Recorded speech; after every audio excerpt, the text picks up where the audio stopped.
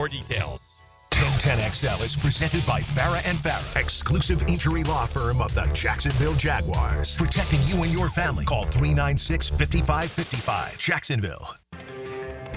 He's Hacker. Talk about a fried egg. I lasted about 5 minutes out there. I said, to heck with this. I'll do this in the morning. And I don't have any inside information. The lady that did it, she got in there. She made it happen. And he doesn't shy away from opinion. And I do enjoy drinking cold beer at ballparks. So if that makes me a baseball fan, then I'm a diehard baseball fan.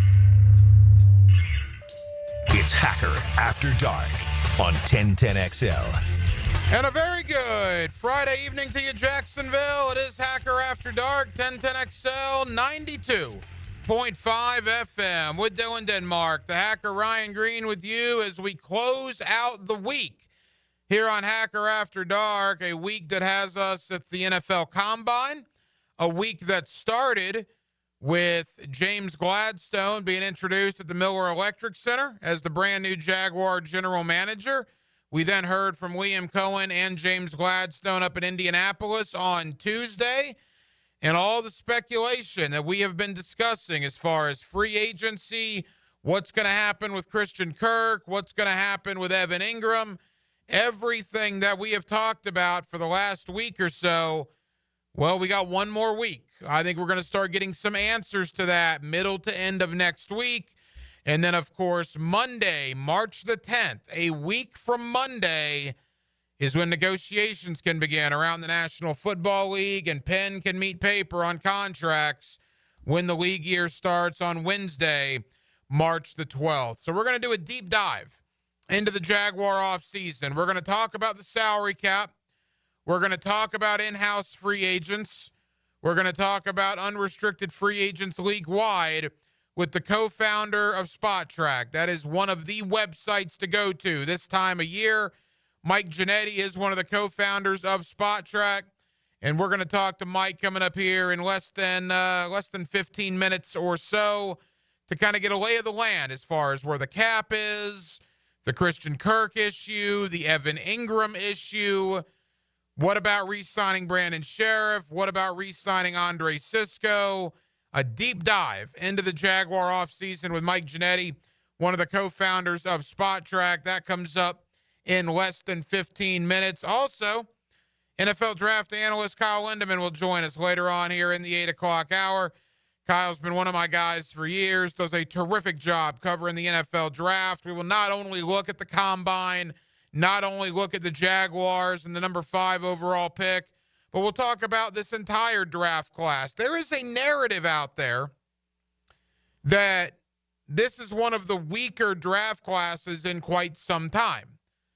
So I'll ask Kyle Linderman about that, who's covered the draft for years. I'll get his thoughts, his perspective. We'll do all that coming up later on in the 8 o'clock hour.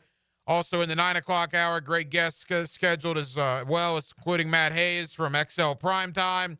And, of course, his terrific work with the USA Today. If you did not read that article Matt had last week about a 16-team playoff that is likely coming to college football and what that will mean as far as potentially 4 play-in games for both the Southeastern Conference and the Big Ten, meaning 8 SEC teams and 8 Big Ten teams will be in a win-and-end scenario either the last week of November or the first week of December. That is where we're headed, and that is wild. And Matt did a terrific job with that story late last week in the USA Today, and we'll talk about it with Matt coming up towards the 9:15 time slot or thereabouts. So we're obviously loaded. We're with you till 10 o'clock, and we're certainly glad you are closing out your Friday evening with us. Every night here on Hacker After Dark, we do kick it off with a big deal of the night, and Dylan Denmark. Let's do that right now. Time now for the big deal of the night. What's the big deal? What is the big deal? No big deal. It is a big deal. On Hacker After Dark. All right, look, the Jacksonville Jaguars still up in Indianapolis, the Combine going on through the end of the weekend. We're going to start getting some answers to some of these questions. We're going to start getting some answers, I believe, middle to end of next week as far as some of the in-house free agents and as far as the futures of Christian Kirk and Evan Ingram here in Jacksonville. You got to have those answers by the time March 10, 11, and 12 roll around. So you have 10 days, which is why I think we're going to get some clarity on some of these things as early as middle to end of next week. Again, we're going to talk with Mike Ginnitti, the co-founder of Spot Track, about a lot of these issues. Let me just give you my thoughts on how, at least right now, I think some of this is going to play out. Now, I might change my thought next week, but here we are on the last day of February, and this is at least the direction I think it's headed. I don't expect Brandon Sheriff to be back. Probably not breaking any news there. I think they move on from Brandon Sheriff. I believe they're going to move on from Andre Sisco. I still have a little question about that, certainly more so than Sheriff. But I think at the end of the day, this coaching staff is going to bring in another starting safety in free agency. Whether that's Javon Holland, whether that's Trevon Moehrig, whether whoever that is. I believe that is one of their key elements in free agency, is to upgrade the safety position. And I think they're going to do that, or at least that is their intention. So I don't believe Andre Sisco will return. And to be perfectly honest, you look at the other free agents, Mac Jones, Dearness Johnson, Jeremiah Ledbetter, Blake Hance. I don't think they bring any of those guys back. Josiah DeGuara. The two guys I would bring back are Luke Farrell at tight end and Caleb Johnson, one of their best special teams players at linebacker. Those are the two. And I would actually be surprised if Luke Farrell or Caleb Johnson got out of here. I think the intention is to bring them back. That's what I personally would do, and I think that's ultimately what will happen. As far as Christian Kirk and Evan Ingram, there's a little more doubt to me there. I would bring both guys back. That's what I would do. Because I don't think realistically you're going to be able to upgrade over Christian Kirk. As I've said all week, you're not getting T. Higgins. I think Godwin and Tampa is going to be too expensive. I don't think any of the other free agents are better than Kirk. So I think Christian Kirk should be brought back. Evan Ingram, I actually think there's a little more question there. It's only $6 million in cap savings, though. That's not a lot. And if you get rid of Evan Ingram, you better darn sure have a plan on how to replace him. I think Ingram comes back. But again, I'm not as confident about that one right now as I probably am about Christian Kirk. I think there are still questions with both. But if one's going to go, I tend to lean Ingram would go before Kirk. But those are certainly two of the big dominoes that probably will fall in the Jaguar offseason next week. As far as the outside free agents, I don't think they're going to be as active as they were last year. They can't be. They don't have as much cap room. But I do think they're going to sign one or two splashes. Either on Monday, Tuesday, or Wednesday, the 10th, 11th, or 12th of March. I think one or two guys that'll make you go, nice. And then the rest of the guys they bring in will be kind of the middle to lower tier free agent. But I do believe there is a splash or two that this team is going to make in unrestricted free agency. But a bulk of it will come in the draft. They got 10 draft picks, 6 in the top 125. Including, of course, the number 5 selection overall. Those are my thoughts. Now let's talk to a guy that's doing this for a living and has done this for a living for many, many years. He's got one of the best websites out there when it comes to the salary cap, when it comes to contracts, when it comes to free agency. My buddy Mike Ginnitti, one of the co-founders of Spot Track, joins me next to lay out a blueprint for the Jaguar offseason right here on Hacker After Dark on a Friday evening in the city of Jacksonville. We're glad you're with us on 1010XL and on 92.5 FM. The Players Championship is the biggest PGA Tour event you can win. If you can't make it to the Players, let 1010XL bring the Players to you with Southeast Orthopedic Specialist leaderboard updates. Teed up by Renewal by Anderson, custom windows and doors. The Deck Guys. And Taco Lou. Awaken 180 weight loss. Awaken 180 weight loss. Hacker here for the best weight loss program I've ever been on. You know, it was interesting. I went to get my taxes done today, and I hadn't seen the folks that do my taxes, obviously, in 10 or 11 months, right? It's been a while. I walk in there today, and their mouths hit the floor. I'm kind of used to that at this point for people that haven't seen me in a while. Now, they've heard me talk about Awaken 180. They certainly know about Awaken 180 because of me talking about them every day for the last year, but they hadn't physically seen me, and that was like eye-opening. And now one of the guys is planning on going to awaken180weightloss.com. I said, right on. It'll change your life. I know this because it's changed mine. If it's time for you to lose weight like it was for me, whether it's 20 pounds, whether it's 100 pounds, any point in between, trust me and go to Awaken 180 Weight Loss. Hey folks, Rick Ballou here from the Blue Crab Crab House. February means the Mardi Gras menu returns to the Blue Crab Crab House. Gumbo, shrimp Orleans, blackened redfish, appetizers, dessert, and more. This includes, of course, the regular menu where you get crabs from the Alaskan waters, the Canadian waters, the Southern Georgia waters. It's only at the Blue Crab Crab House. Doors open at 4:30, San Jose, and, of course, Jewington Creek Road. This is Daytona, the awe-inspiring spectacle of Supercross, and the most challenging course to witness the air-catching, adrenaline-pumping, heart-pounding action unlike any other race in Florida. Daytona Supercross. The biggest names battle it out under the lights at the World Center of Racing. Don't miss it. The gate drops Saturday, March 1st. Secure your tickets and trackside access today at DaytonaInternationalSpeedway.com. Brian Wall here. Would you take your paycheck, go to the bank, cash it, and then simply throw it up in the air? I didn't think so.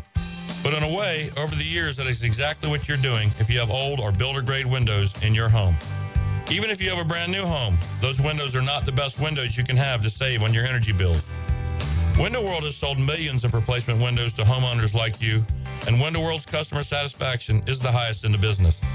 Please check Window World out yourself and save on your new windows and on your energy bills. Compare with other companies and you'll see Window World is simply the best for less. It's up to you. You can call Window World and get a free estimate, get the best guarantee in the window replacement business, save money on your new windows, and save more on your energy bills. Call Window World today at 904-443-7001 or go online to windowworldneflorida.com. Thank you for your business. Window World also offers energy-efficient doors. If you are an experienced electrician looking for your next big opportunity, look no further than the Miller Electric Company, a trusted name in the industry for over 96 years. At Miller Electric, we tackle the biggest projects in the city, offering you the chance to showcase your skills on a grand scale. We believe in rewarding hard work with the best pay, top-notch benefits, and an unbeatable culture where people actually care about each other. Take your career to new heights with Miller Electric Company. Apply today at millercareers.com. Miller Electric, an equal opportunity employer. When you're hungry for midday sports talk, share a table with Helmets and Heels. It's a bad idea to travel on an empty stomach. Mia, Lauren, and Taylor. We like hungry. Switched on by First Coast Lighting and Fans. Noon to 2 weekdays on 1010 XL. When you're experiencing sudden, unexpected dental pain, the last thing you want to hear is that your dentist can't see you until next week. That's why I'm so glad I found Harbor Dental Care. Whenever I call, they always find a way to see me within 24 hours, and they can usually fix whatever's wrong the same day. Plus, they have locations throughout Jacksonville, so no matter what side of town I'm on, I can always count on the same great care. If you want to find a dentist who believes in treating people right, learn more at harbordental.care. That's HARBOUR dental.care. ET here, and if you've ever been injured in an accident, visit my buddy Dr. McGowan at McGowan Spinal Rehabilitation Center. You have 14 days to see a doctor and protect your insurance benefits, even if you're at fault. And no matter what you hear, you have the right to choose your own doctor. So I recommend McGowan Spinal Rehabilitation. Their auto experts will guide you in every step of the way to ensure the care that you need. Your recovery starts with McGowan Spinal Rehabilitation.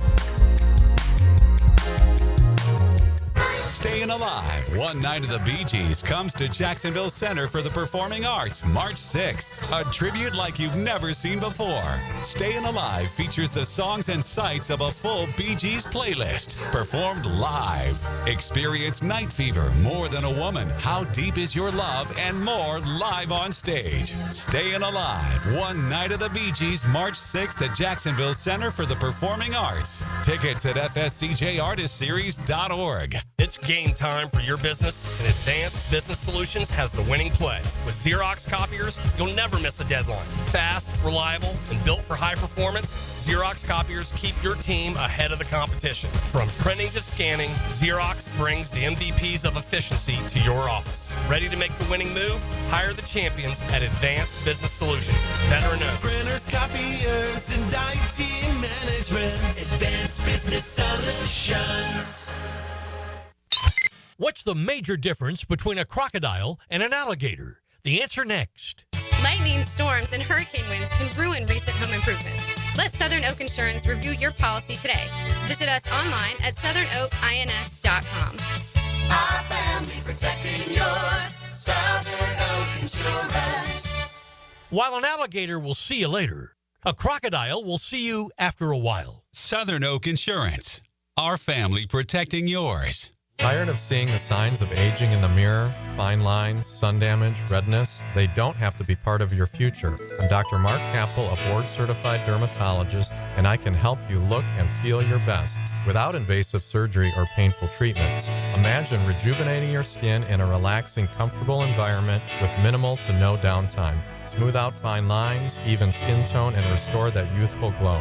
Find out how to look and feel your best at Dermagnify.com. Dermagnify.com. 1010XL is presented by Farah and Farah, exclusive injury law firm of the Jacksonville Jaguars. Protecting you and your family. Call 396-5555. Jacksonville.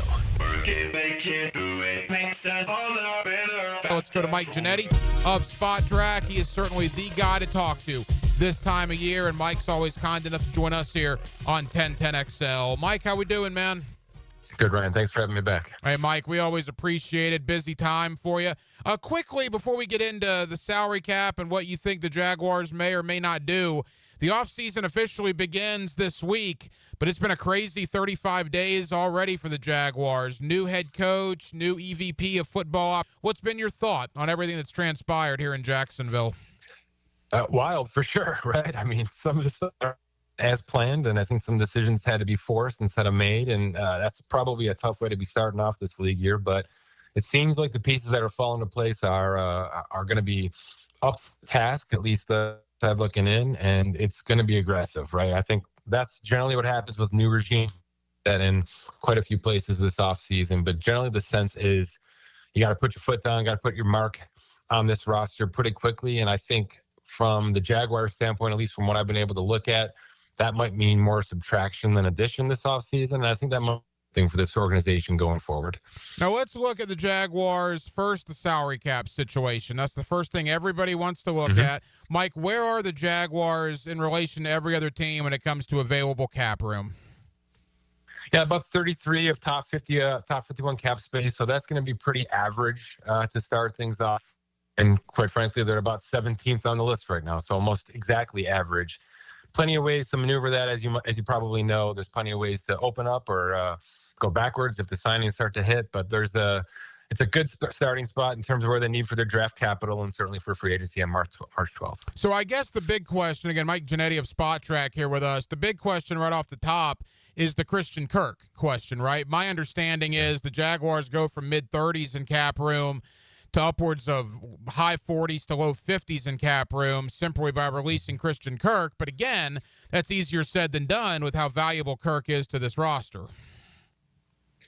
$10.5 million of savings to move on from him, but you're right. There's a reason that he was brought in, and I think for the most part he's done his job when healthy, but that healthy part has been a big problem for a lot of the Jaguars situations. So it's probably a scenario, Brian, where you move off this contract and then try to re-sign him similar this offseason. It's a really rough wide receiver market, which, by the way, might be a reason to keep him because, A, he may be overvalued in free agency and not able to be brought back. And it's not a situation you're going to easily replace either via free agency or the draft, knowing what we've seen over the next couple of months here. So it's a tough choice. Again, if the plan is to subtract aggressively and not add aggressively, you're moving on and freeing up the $10.5 million pretty much out of the gate here with Christian Kirk. Yeah, $10.5 million of savings with Christian Kirk. Again, could you potentially bring him back? That is a question. Mike, I guess the next one would be Evan Ingram, right? That's another interesting contract. What's your thought there? Yeah, you're probably stuck with him for one more year, and that's probably an okay thing. I really liked the signing when it happened. I thought the relationship with Trevor Lawrence was working out well, and quite frankly, the injuries for each of these players kind of staggered their ability to kind of come together. So it's not a move on now. Maybe you float him on the trade block and see if you can bulk up some draft assets in the second day or something like that. But I'm keeping him for now versus the $6 million that could be saved by moving on from him. Trent Baalke, as you probably know, did not make a lot of friends among the Jaguar fan base here. But I will say, Mike, and again, you're the guy to ask, salary cap-wise, contract-wise, I mean, Baalke kind of left the Jaguars in reasonably good standing, did he not? Reasonably good, but there are some void years that we need to take care of here, right? Which means there's dead cap coming. But for the most part, yes, I think the way things were handled are pretty modern, pretty well done. He's sort of adjusted his approach from his days back in San Francisco when everything was sort of front loaded and he took everything on the chin. So it seems like he was headed in the right direction. There's just a lot of factors that went into place that this current roster isn't working out right now, and they're going to have to clean up some of that mess, unfortunately, and get to the next iteration. Mike Ginnitti of Spot Track. All right, when you look at the Jaguar free agents, the interesting thing, Mike, is there's just not a lot of guys. I think they only have like 10 or 11 unrestricted free agents and only 2 starters, Brandon Sheriff and Andre Sisco. And look, I'm sorry to say this because I like Brandon, but that cap number and his age, I mean, there's no way you bring him back at that rate, correct? It's not. You're going to take on $13.8 million of dead cap, though, because of the void years. That's one of the big ones I just mentioned here. So it's going to be a little bit of pain just to move on from him. You know, can you get him back on some sort of renegotiation, some sort of pay cut extension to keep him in the fold, to make sure that the offensive line somewhat stays bolstered? You're certainly going to have to add to that, though. But that also keeps the dead cap spread out a little bit here. So if the play is to sort of rebuild on the fly, he's a player I'm identifying as an early extension candidate at something team-friendly because he's 34 going on 35 here. But look, my guess is I'm with you. Most of these 10 free agents are just walking out the door, and it's going to be a fresh batch coming in here in March and April. As far as the safety market in free agency, we talk about Andre Sisco. It certainly was not a great year for Andre Sisco in 2024. What would be his cap number if they were to bring him back? Where do you think he falls in the market, and how does he relate to the other safeties that are available? Yeah, the production was somewhat there, right? He's pretty consistent in terms of health and being on the field, and that's more than a lot of these free agent safeties are able to say right out of the gate. So I've got him at about $10 million on a one-year contract, sort of like a prove-it contract coming off of what has been a fairly successful rookie campaign here. He did get a boost in terms of his last salary, so he's in that market right now to get a decent raise. But I would imagine that he's one of those guys in the mid-tiers right now. So if it ends up being like 2 for 15, 2 for 16, I'm not going to be surprised with that. Most likely you're going to see one of the contending teams identifying him as value going forward over the next couple of months. As far as the Christian Kirks and Evan Ingrams of the world, is there anybody else on the Jaguar roster at a certain salary cap number that you could move into future years or gain more room this year by simply renegotiating? Because we've seen the Jaguars do that a lot in recent years. Yeah, I would imagine that's on the plate for a few of these players, right? The Walker Littles of the world have a base salary you can move on from here and turn into signing bonus. You know, what are you doing with Travis Etienne's 5th-year option, which is guaranteed? There's something to be said there. But for the most part, I think it's quiet, Ryan, in that regard this offseason. It's going to be more about let's just understand what we have instead of trying to push too much down the road, which is what Baalke's situation was for the past couple of seasons. So maybe 1 or 2 finagles, especially if they're identifying a splashy free agent that they want to account for in terms of salary cap space. But I think they have enough room to walk into March 12th right now and just sort of lay the land out and understand what the landscape's going to be before making too many of those decisions that's going to hurt them in a couple of years. Let me give you 3 names the Jaguar fans are talking about. T. Higgins, Javon Holland, and Trevon Moehrig. Yep. What's your thought on those 3? Well, I'm thinking defense first. So if the Holland name is the one in the list, that's the top of the name. The problem is that's a top of the market safety in terms of valuation. We've got him right up there in the Antoine Winfields of the world, even though the production's a little bit less. The supply-demand situation for him is going to be huge. So if you're Jacksonville kind of coming in tier 2 of free agency, right? If you've got your contenders and then the tier 2s, you're going to have to overpay for a guy like that, which is something that this team's had to do quite a bit over the past few off seasons. So I think I'm out on T. Higgins for a lot of reasons with this organization.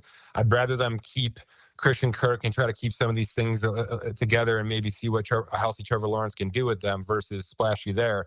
But you got to continue to go big defensively until you figure something out. And I do think a player like Holland is exactly where it belongs. Final moments, Mike Ginnitti of Spot Track. I hate to say the word stuck, but I'm going to do that. The Jaguars are stuck with Gabe Davis, right? Yeah, fully guaranteed this year. There's no reason to buy him out. I don't think he's got any trade value because the injuries have sort of been there every single season. Maybe it's something you can package with another player or a pick if you need to do that for some sort of situation. But right now, very little value to keep or to move, and for that, you're just going to have to keep him. Trayvon Walker, 3 years in the league. He's now eligible for an extension. Would it be financially justified to do that this offseason or try to get that done? Look, it's all about how they understand what his value is internally, right? I just had a huge segment on this Philadelphia Eagles situation, right? And one of their superpowers is they know exactly what their players are, and they extend them early and often, and they get cap value because they've done that. So if that's the plan, if this guy's going to be here for 4 more years and you're comfortable guaranteeing 3 of them right now, do it now, get it on the books so that you can make big splashes with more internal players or certainly more external players over the next few off seasons after you sort of understand exactly what holes you have going forward. But if they love him, I'd pay him right now. Mike, as we begin to wrap up, how would you assess the free agent class as a whole? Positions of strength, positions of weakness? Yeah, there's quite a few interior offensive linemen that I like in this free agency. I'd say the same for a couple of edge rushers, especially now that we include some trade candidates in that conversation. So those 2 positions specifically I'm looking at, it's weak otherwise. It's weak running backs, it's weak tight ends, it's weak wide receivers, it's very weak quarterbacks, even with some of these older players falling off rosters here. It's going to be a big year for draft picks. Let's put it that way. So if you've got a player that you know long-term isn't going to be on your roster, I think you're thinking about flipping that player for draft picks right now. And even though it's not a phenomenally great draft, 2026 is set up to be a phenomenally great draft. So you're thinking about probably 2-year windows here with a lot of transactions that happen over the next couple of weeks. And for a team like Jacksonville, that's exactly the mindset is. If we don't think a player is going to be here in 24 months, let's get a 2026 draft pick for him right now and really get ourselves in a situation where we can rebuild this thing over an 18-month process and get ourselves back into division contention. So you do believe, whether it's Micah Parsons, Myles Garrett, guys of that sort could be dealt this offseason? Yeah, DK Metcalf, Deebo Samuel, there's, aging older players that are going to need a lot of money, unfortunately, but they're happening, and they're happening right now. And we can put some of these, Matthew Stafford's, Derek Carr's. I do think it's going to be a big, big year for at least trade conversations with notable players as some of these teams understand where they are in their iterations. Mike, it's certainly your time of year. Tell the good folks here in Jacksonville about Spot Track and what they can look forward to as free agency looms in about a month. Yeah, the big new thing is we've beefed up our management tools for these NFL salary caps. So go to your favorite team salary cap page on our site or get the app. There's an NFL salary cap manager app in the Apple App Store.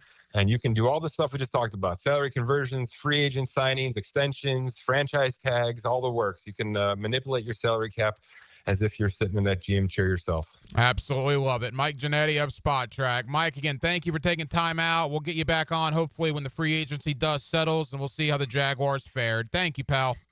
Thank you. There you go, Mike Ginnitti of Spot Track with us here on Hacker After Dark. And I thought it was interesting, a couple of the things that he said. Again, that's all that guy does, man. That website is pretty awesome when it comes to the salary cap, to contracts, to everything that's going on. You talk about the free agent class. It is strong at safety, right? There are a lot of good safeties that are available, which is good timing because I think the Jaguars will have an open safety position because, again, I don't think they're going to bring Andre Sisco back.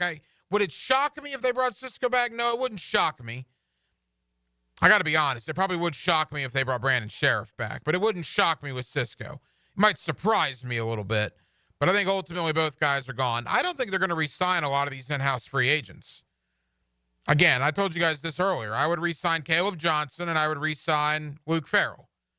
And that might be it. Mac Jones is an interesting one, but again, we've talked about the quarterback spot It depends what Liam Cohen thinks, obviously, of Mac Jones. I think you could do a lot worse as a backup quarterback than Mac Jones. But a guy like Kyle Trask, who was with Cohen in Tampa last year, probably intriguing, right? So Mac Jones, to me, is an interesting one. Will he get more of an opportunity to maybe start somewhere else? I don't know about that. Does Mac want to stay in his hometown? That's another interesting dynamic. Mac might be, after Sheriff and Cisco, that might be the most intriguing one of the in-house free agents. But again, the Jaguars don't have a ton of cap room. They have enough. They have enough to be active. And I think they're going to sign one, maybe two guys that first 72 hours of free agency where you know the names of the guys they signed and you're like, wow, that's a good signing. Again, I don't think it's going to be 4, 5, 6 guys. They don't have the cap room for that. But I think 2 splashes, if you will, and then a handful of maybe mid-level free agent guys. And then a bulk of it's going to be done in the draft with, as of now, as James Gladstone said earlier this week, as of now, 10 draft picks. But the way he and Liam Cohen have kind of made it sound that they would be very intrigued about potentially adding more draft picks as the NFL draft approaches. The combine going on right now as all eyes turn to free agency and to the NFL draft. And we'll do that next. We just talked free agency. Let's talk a little draft. One of my NFL draft analysts has been so for years. Kyle Linderman covered the draft for many, many years, does a terrific job. I want to talk about Liam Cohen. I want to talk about Brian Thomas Jr. and the incredible rookie campaign that he had. But let's talk about the number 5 overall pick. Let's talk about Mason Graham. Let's talk about Travis Hunter. Let's talk about McMillan, the wide receiver from Arizona, who, by the way, this was interesting. I don't know if you guys saw this. Apparently, McMillan has decided to not run the 40 at the combine. Okay, some guys decide not to do that. But Denmark, did I read where he's planning on not running the 40 at his pro day as well? You read that right. That's weird, man. That's a red flag, is it not? If you're a wide receiver, you don't want to run the 40 at the combine. Okay. Some guys don't. You want the home field advantage? Right on. But when your pro day at Tucson happens at the University of Arizona, you're not going to run the 40 there either? Why? Why are you not running the 40 at either spot? What are you hiding? That is not a good look. But we'll talk about McMillan. We'll talk about all of these guys that have been linked somewhat to the Jaguars at number 5. We'll do that with NFL draft analyst Kyle Linderman. He joins me next on a Friday evening here in Northeast Florida. We're glad you're with us. Hacker After Dark till 10 o'clock right here on 1010XL and on 92.5 FM. Bone-crushing blows to game-winning goals. Yes! Feel the energy on 1010XL. History! Jacksonville Sports Radio. Yes! Yes! Yes! Bueller. Stay cooler with Bueller. Hey, buddy, you look worried. Worried? I'm apoplectic! You're what now? I'm freaking out, Jason. Stupid water heater crapped out, so I haven't showered since Thursday. I start smelling a little funky, blow my big corporate job interview tomorrow. I'll end up settling for some dead-end career selling spatulas on the internet. Dude, stay cool. There's nothing cool about a cold shower, Jason. I mean, I know how that sounds, but Bueller Air and Plumbing can get a new water heater installed today. The day you call. You could be smelling fresh again by dinner time. Wait, you can do that? Put on these sunglasses. Whoa. Is that cooler? Oh, yeah. Well, life moves pretty fast. If you spend much more time smelling like this, you could miss it. Stay cooler with Bueller. Visit BuellerAir.com. If you're 55 and up, T-Mobile has plans built just for you. 2 lines of unlimited for just $30 a line. That's a 45% savings compared to Verizon and AT&T. But don't just take our word for it. It's not just the savings that are great with our T-Mobile plan. There's all this value from all these other things that T-Mobile offers. T-Mobile has been such a savings for us. We love it. Switch today and get 2 free 5G phones like the Motorola Edge with Turbo Power charging that gives you power for the day in just 15 minutes. And customers 55 and up can get 2 lines of talk, text, and data for only $30 a line. Go to T-Mobile.com/choice55 to learn more. With AutoPay plus taxes and fees, plus $5 per line without AutoPay. Debit or bank account required. 45% off 2 lines versus AT&T Starter and Verizon Welcome. Plan benefits vary. Motorola Edge on us with 24 monthly bill credits and new line for well-qualified customers, plus tax and $35 per line connection charge. See details at T-Mobile.com. Motorola Edge requires 68-watt charger. Charger sold separately. Actual performance will vary based on usage and configuration. What could you do with an extra $75,000 right now, or even a couple $100,000? If you own a home, you can get that money in less than a week with Loan Pronto. Hey, Prosser here. Loan Pronto is the leader in quickly converting your home equity into cold, hard cash, so you can pay off all your credit cards or start that home remodel. Loan Pronto has several easy options to let you access the cash from your home. There's virtually no paperwork, no cumbersome process, no junk fees, often no appraisals. Listen, the average homeowner now has over $300,000 in equity. That's your money. Use it. One client got $150,000 out and paid off all their credit cards, 2 car loans, and a personal loan, cutting their monthly expenses by $1,500. You can get approved in as little as 1 day, so act now with no hard credit pull up front. LoanPronto.com or 904-999-1508. Get the money you need for anything at 904-999-1508 or just go to LoanPronto.com. Equal housing lender, NMLS 1661781, subject to lender approval, NMLSconsumeraccess.org. David Lane here, and once again, I'm happy to share news of my success with back and knee surgeries at Southeast Orthopedic Specialist. Whatever it is that's bothering you, take it from me. Simply set an appointment today at Southeast Orthopedic Specialist and let them help you get back to normal life. I'm certainly glad I did. Relieve pain and get back to life. Southeast Orthopedic Specialists. I'm Max Fink on your Gator station. 1010XL is your pipeline to Gator Nation. Listen to the Gator Report all year round. Freshened up by San Jose Collision on the home of the Florida Gators. 1010XL. Go, Gators! Did you know your pup could take 30,000 to 60,000 steps a day at Dogtopia of Jacksonville Beach Boulevard? That's a whole lot of tail-wagging fun with their best furry friends. At Dogtopia, they turn playtime into exercise, learning, and socialization in their off-leash, open-play environment. Dogs build confidence, reduce anxiety, and stay happy and healthy, all while having the time of their lives. Visit Dogtopia of Jacksonville Beach Boulevard today. Hey, Hicken here, or just call me Dreamfinders Danny. For a limited time to ring in the new year, Dreamfinders Homes is offering an amazing 4.99% fixed interest rate. Now's your chance to lock down that rate and get in the game.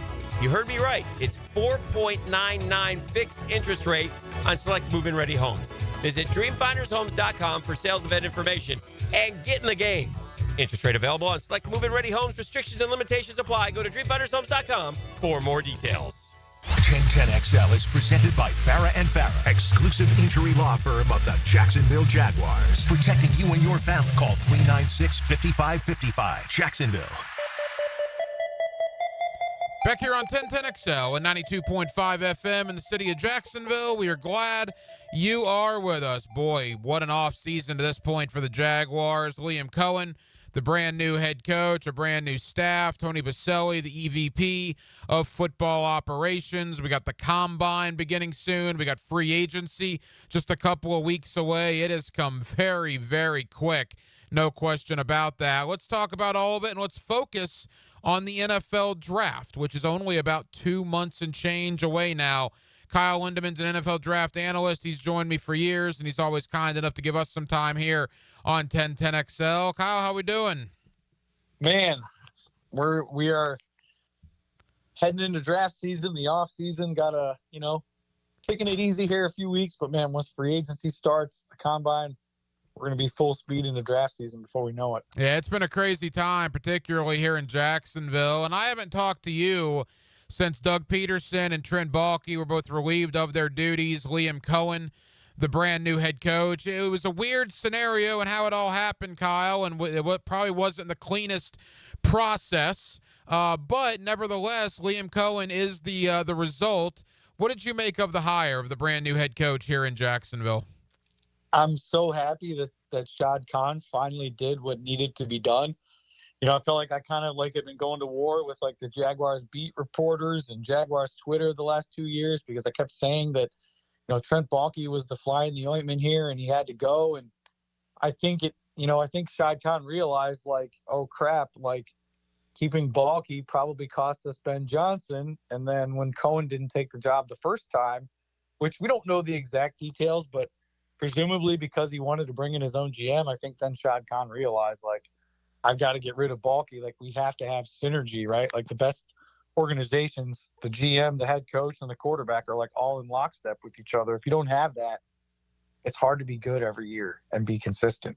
Well, look, I mean, the Liam Cohen thing, and I agree with you. The timeline was weird, right? Cohen says thanks, but no thanks. Baalke is then relieved of his duties literally hours after that. And then Cohen is back in the fold the very next day. It doesn't take a rocket scientist to figure that out. And we talk about the Sean McVay coaching tree, right? Liam Cohen's a part of that. And we've spent a lot of time here in Jacksonville talking about Matt LaFleur and Kevin O'Connell and Zach Taylor, the other offensive minds off that tree. And you combine that with what Cohen did for Baker Mayfield in Tampa last year, Kyle, and there's a lot of optimism about what he could do for Trevor Lawrence moving forward. Yeah, I mean, he was probably a big reason that Will Levis got drafted as high as he did because I wasn't, as high on Levis. He's been very up and down, inconsistent, decision-making is a problem. But, I believe he went like 34th overall in the draft, and a lot of that was because of, what Cohen was able to do for him at Kentucky. I love the hire for the Jaguars. I've always been a big Trevor Lawrence guy. I know he hasn't like quite lived up to the hype to kind of, be the prince that you guys were promised. But I think if you're the Jaguars, like you've invested so much into Trevor Lawrence at this point, Doug Peterson's scheme kind of went stale. It was like, defenses kind of figured him out and he never adjusted because you look at the Jaguars the first year and a half and man, they were just awesome. And, you guys had that playoff game where you almost beat the Chiefs. And I think there was so much optimism. And then, the bottom just kind of fell out after that. And I felt like they never adjusted. I think there's probably risk in like always chasing the hot hand at offensive coordinator, like chasing the next hot play caller. But I think in your guys' case, it's like, you know what, you're paying Trevor Lawrence all this money. He's still young. I still believe in Trevor Lawrence. Like, I think the most important thing is how do you elevate Trevor Lawrence, to get into that elite crop of quarterbacks? And I think Liam Cohen is probably your best chance to do that. NFL draft analyst Kyle Linderman here with us on 1010XL in Jacksonville. All right, Kyle, let's get to the draft. And say what you will about Baalke, and certainly not a lot of positive things are said about him from the fan base, but he did make a great trade last year, not only getting Brian Thomas Jr., but also getting a third and a fourth in the 25 draft from Minnesota. So all of a sudden you look and the Jaguars have 10 picks in this year's draft. 6 of those picks are in the top 125, including obviously the 5th overall selection. Before we really dive into the Jaguars and the individual players, just a mile-high view, your thought on the draft class as a whole here in 2025? It's not going to be as like star-studded as last year was. I think last year, spoiled us in a lot of ways. You had so many offensive playmakers. I mean, I think Brian Thomas was the 4th wide receiver off the board, and he was just phenomenal. And he was a guy that I really liked. That was obviously an A-plus pick for Jacksonville. And, to Baalke's credit, he did make some good picks. It's not like all of his picks were bad. I think it was just a combination of the dysfunction and some of the decision-making and the contracts. But, that's a combo for another day. But I would say it's not as like star-studded, very deep on the defensive line, very deep at running back. It is loaded at running back. It's loaded at tight end, which running back, tight end might not be 2 big areas of need for you guys. Defensive line, though, I mean, obviously, I think you could use another body or two, especially in the interior. So I would say defensive tackle, defensive line is probably the strength. We don't really have the stars at quarterback. We've maybe got kind of 1 star wide receiver, but, I think you guys got that figured out. It's got some decent depth at corner, but I don't know that we have, like, outside of Travis Hunter, depending on if that's the position he plays, we probably don't. That's tough. Because I was looking at picks for you guys, and I was like, man, I don't know. I think corner might be too high at 5 if it's not Travis Hunter, obviously. Well, and that's the question. And look, we like quarterbacks here in Jacksonville, Kyle, because we want 2 quarterbacks to go in those top 4 to maybe push some people down the board. What do you think about Cam Ward and Shedeur Sanders? Will they be top 4 selections in your opinion? Man, I think at least one of them, because I just think Tennessee, they have such a glaring need. Cleveland has such a glaring need. The Giants are the most obvious selection because it's like, I think that was how Joe Shane and Brian Dable were able to sell, ownership on coming back for year 4. Like, hey, we were stuck with Daniel Jones. We never got to pick our own quarterback. Let us pick our own quarterback, and you'll like the result. So the Giants feel obvious. Cleveland, and Tennessee, that one is so tough because it's like, yeah, you could trade back, you could get all these picks, but like, are you going to be in this position where you can, get a quarterback of the future again? It's so hard. Like the way the Bears did it, they punted and then they got lucky enough to get the number 1 pick the next year to get Caleb Williams. But, that doesn't always happen. Man, that one is so tough because if you're the Browns, you can't really rebuild, which I'm a Cleveland guy. And Jimmy Haslam is trying to sell the city and the fan base on a new stadium and, having the fans pay for, PSLs and all that. So the Browns kind of rebuilding is tough. Deshaun Watson's probably going to miss all of next year. The Browns are kind of in salary cap hell. So the way that you can kind of get out of that, almost kind of like Denver did with moving on from Russell Wilson, they drafted Bo Nix, pretty competent quarterback. And I think that's the important part, with those early picks in the draft. It's not so much, yes, you want to get a franchise cornerstone, but hey, okay, the Browns draft a quarterback. They're paying $8 million a year, for the next 4 years, plus the 5th-year option. That's kind of a way for them to navigate out. I also think, too, Kevin Stefanski and GM Andrew Berry kind of on the hot seat, so they kind of need to sell hope to the fan base. So I do think quarterback for the Browns makes a ton of sense, even though I don't know if they should do it. But well, it's going to be interesting to see because, again, if those quarterbacks go, at least one, hopefully two, that maybe will push some better players down the board. Again, Kyle Linderman here, NFL Draft Analyst with us on 1010XL. All right, let's get into the Jaguars at number 5. I think the most mocked guy to the Jaguars, at least where we sit now about 2 months out from the draft, is Mason Graham, the big interior defensive lineman from Michigan. Kyle, what's your thought on Graham? He's immediate plug and play, immediately, ready. I think I have listened to Dane Brugler a little bit, kind of give his take. He's, obviously one of the biggest draft analysts. And he said, he's probably not like a Quinnen Williams type of defensive tackle that goes that early in the draft, but a very capable player. He's like very disruptive. He's kind of got explosive hands. One thing I like about him, and I think this is important when drafting defensive tackle high, is like, is this a guy that that can play all 3 downs? He certainly can. He can get after the quarterback. I think it makes a lot of sense. Like, I really like Abdul Carter. He's probably my number 2 guy on the board. But if he's there for you at 5, I don't know.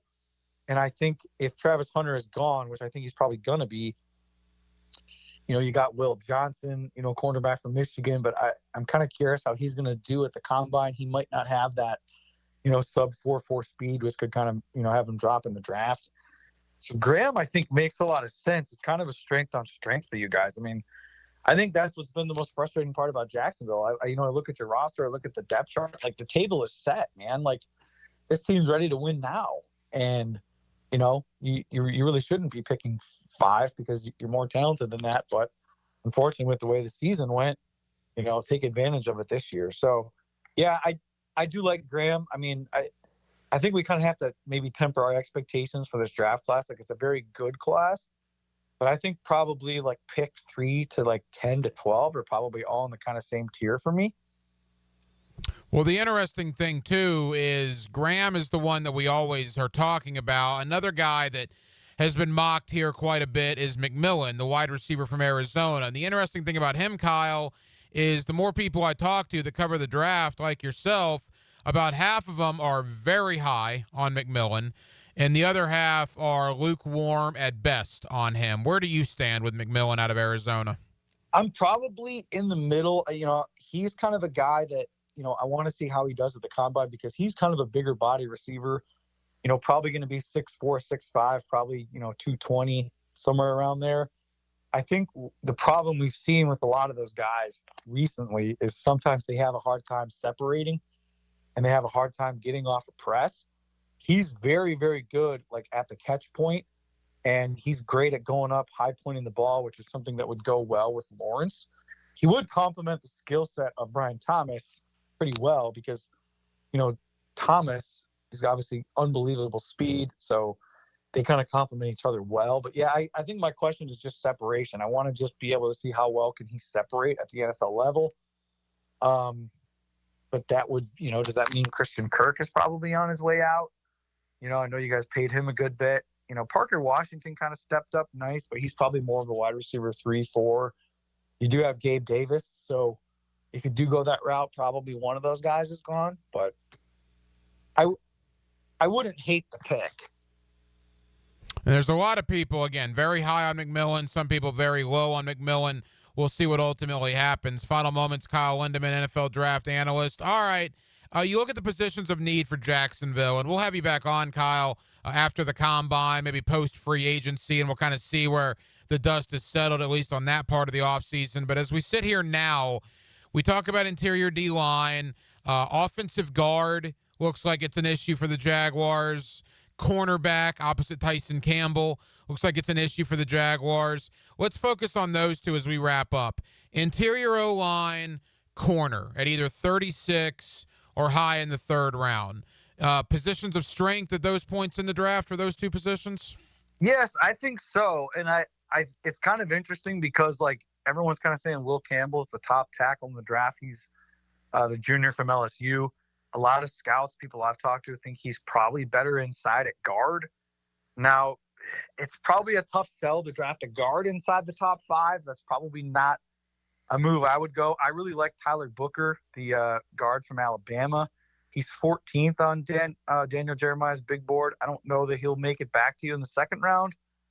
Possible. I mean, and I think people have said the same thing about Kelvin Banks Jr., the tackle out of Texas, that he might be better as a guard. So I don't know. Does that make one of those guys kind of fall to you in the early second round? But yeah, I mean, defensive tackle, corner, and interior offensive line, I would say, obviously, your kind of 3 biggest areas of need. It is a really deep draft class at running back, even though I know you don't maybe exactly need that. Although I believe Etienne, he's going to be on the last year of his contract, correct? Etienne's on the last year of his contract, and Dearness Johnson's a free agent. Okay. Yeah, I mean, I like Bigsby probably as a guy to kind of hammer between the tackles, but yeah, I would say, running back is a really good spot in the third round, even though maybe that's not something Jaguars fans want to hear.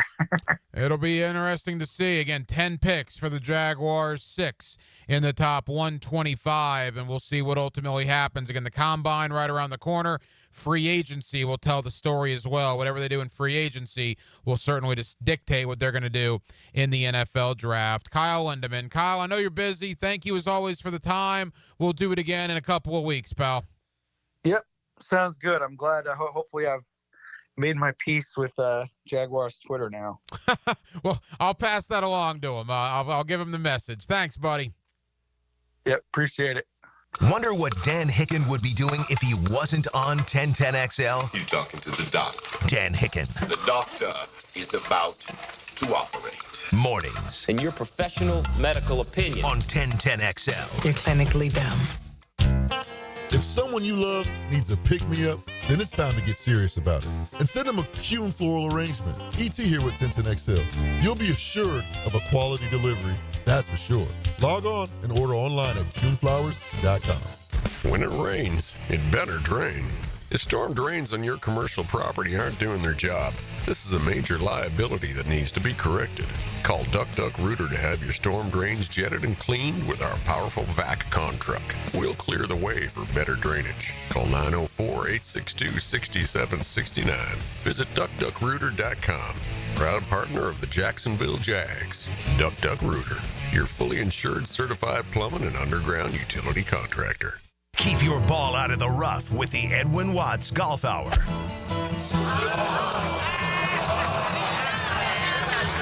Get great golf tips from the experts every Saturday morning at 10. The Edwin Watts Golf Hour on 1010XL. Home of the Jaguars. WJXL AM Jacksonville Beach. WJXL FM Jacksonville Beach. This is your Mad Dad's Update with Chapter President Donald Ford. In our effort to curb crime, drugs, and violence during the summer months, we are offering Friday Night Lights. It has already started and will be going until school starts back. It is every Friday night from 6:30 to 9:30 at the Blacktop, 5732 Normandy Boulevard, and behind the Potter's House Christian Academy. We manage 3 basketball courts. You are not running on the cement. We have covering on each court. The Lakers, the Magic, and the Heat. Ages 15 to 40 years old. This will give them something to do other than selling drugs and getting into trouble. We have monitors there giving leadership. We have to wake up, stand up, and speak up. Hit me on Facebook and tell me what you think. Or matt-jacksonville.com. Hey folks, Nick here for Zero Res, and if you still have a little bit of time for the hottest price of the year on carpet cleaning, maybe you had people over for the game or you're doing early spring cleaning, but in February, only $147 for 3 rooms, plus the 4th room is free. That's right, schedule now and you'll get 3 rooms for $147, and the 4th room is free. Yeah, the 4th room is on me. Hottest price of the year. Zero Res. Spell it forward, spell it backwards. Zero Res. It's the right way to clean. CEROREC. Zero Res. Hello, First Coast. I'm sure by now you have seen our bright green GFL trucks and containers throughout the greater Jacksonville area. We're an industry leader in solid waste and would love the opportunity to earn your business. We're committed to customer service, reliability, and have an unwavering focus on safety. Whether commercial or construction, let us haul your waste away. Call 904-760-5880 to get a quote today from GFL, Green for Life.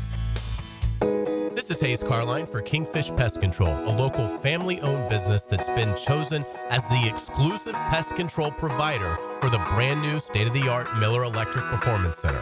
As a Kingfish customer myself, I know their effectiveness in keeping spiders, roaches, bugs, and termites out. When I trust them for my family and the Jags trust them for their business, then you can too. For the best service in town, call my friends at Kingfish Pest Control, proud partner of the Jacksonville Jaguars. I'm with Greg from Cycles of Jacksonville, and you got really cool things going on right now because there's new product coming in the showroom. Tell everybody about the Aprilia Demo Days. March 11th and 12th. It's a Tuesday, Wednesday. We're going to have the Aprilia Demo Truck. We caught them on the way back from Daytona Bike Week. They're going to be there. Come ready to ride. Tell everybody real quick about Aprilia. They are a bad Italian motorcycle. Nobody's ever ridden an Italian anything and said that wasn't fun. Check it out. Cycles of Jacksonville. All the details on their Facebook page. Life is about choices and the decisions you make. I'm David Robbins with Epstein & Robbins. If you're convicted of a DUI, you'll have to face severe consequences. Walking through the doors of the courthouse or appearing at a bond hearing can be extremely intimidating. Without the right lawyer, you're likely to make the wrong decision. Let our team help you make the right decisions in court. Epstein & Robbins, the right choice. Epstein & Robbins, fighting for your rights since 1975. The First Coast Games is an annual team-building challenge to introduce fun activities into the workplace and focus on your employees' health and wellness goals. These goals include some friendly competition, of course, including pickleball, cornhole, volleyball, flag football, and other team sports. The games will begin in March. Register your company and teams at fcymca.org. Cannonball!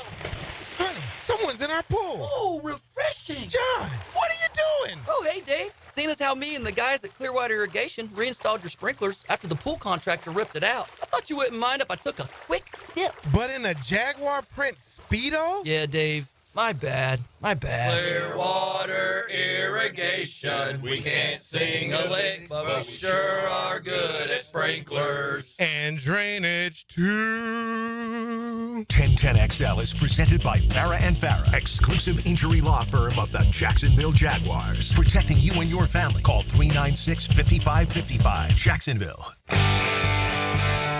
Hacker After Dark on 1010XL. Halftime, Hacker After Dark, 1 hour down, 1 hour to go. We will take you up till 10 o'clock as we do every night right here on 1010XL and on 92.5 FM. You know, we know this time of year is rumor season in the National Football League. Everybody gets together at the combine and, maybe a glass of brown water, a couple of cold brewskis, and all of a sudden you start talking a little nonsense and it makes the social media platforms and then it just takes off, right? Well, for the last couple of weeks, including the last 48 to 72 hours, Matt Stafford was on his way to either Las Vegas or the New York Giants, right? It was a done deal. Stafford was going to leave L.A., going to go team up with Pete Carroll in Vegas. They're going to be the next big thing in the Big Apple until he wasn't. And that happened earlier today where Matt Stafford has agreed to a restructured deal to return to the Los Angeles Rams. I thought it was weird. And by the way, the Rams also re-signed an offensive lineman today as well.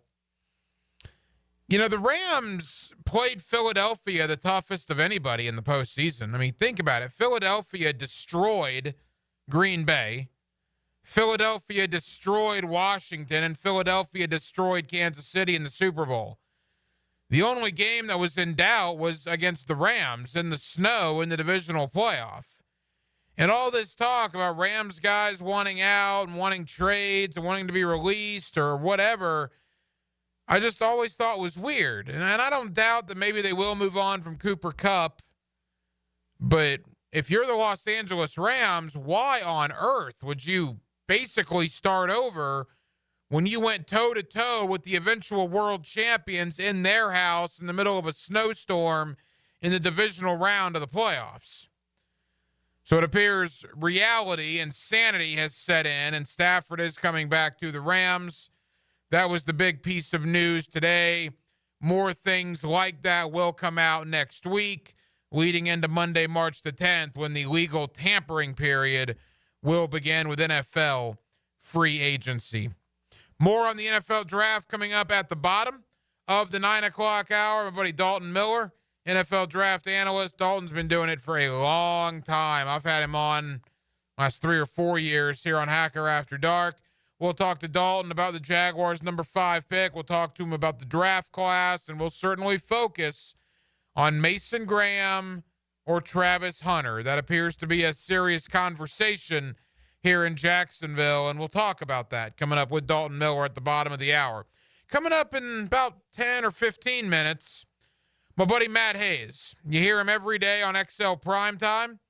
You read his terrific work at the USA Today. Matt is one of the most respected college football writers in America. And I don't know if you guys read the story that he had late last week in the USA Today about what's coming down the pipe for college football. Keep in mind, we just went from a 4 to a 12-team playoff. But it won't be 12 for very long, probably just 2025. And then in 2026, it looks like it's going to move to a 16-team playoff, where rumor has it the SEC and the Big Ten are both trying to get 4 of their teams in automatically. So minimum of 8, not even counting the at-larges, a minimum of 8 of the 16 would be from the Southeastern Conference or the Big Ten. But the way that's going to happen, according to Matt in his story, is wild. We always know about Championship Saturday, right? The ACC title game, the SEC title game, Big 12, Big 10, etc. But in this proposal for a 16-team playoff, what the SEC wants and what the Big 10 wants is on that Championship Saturday, yeah, they want number 1 to play number 2 in their conference, with the winner getting into the playoff. They also want number 3 playing number 8, number 4 playing number 7, and number 5 playing number 6. And the winners of those additional 3 games also get an automatic bid into the college football playoff. So under this format, you could have the 8th place team in the SEC. What would that be? A 8-4, maybe 7-5 team? As long as they're 6-2, 5-3 in the conference. that would literally be in a win and end scenario for what would be called play-in Saturday in college football. And that's only in the SEC and the Big Ten. The way I read it, of the potential 16-team format, 4 would go to the SEC, 4 would go to the Big Ten. The ACC would get 2 automatic bids. The Big 12 would get 2 automatic bids. So that would be 12 of your 16 right there. The highest ranked group of 5 would still be in play for the 13th bid. If Notre Dame is good enough, they would get the 14th bid in years they qualify.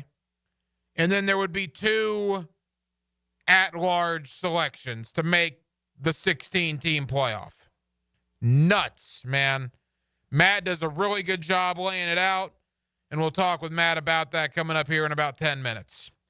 Quickly tomorrow, Denmark, the Gators and Texas A&M on the hardwood. I don't know what it is with these SEC network games for a top 5 ranked team. The Gators can't get off the SEC network.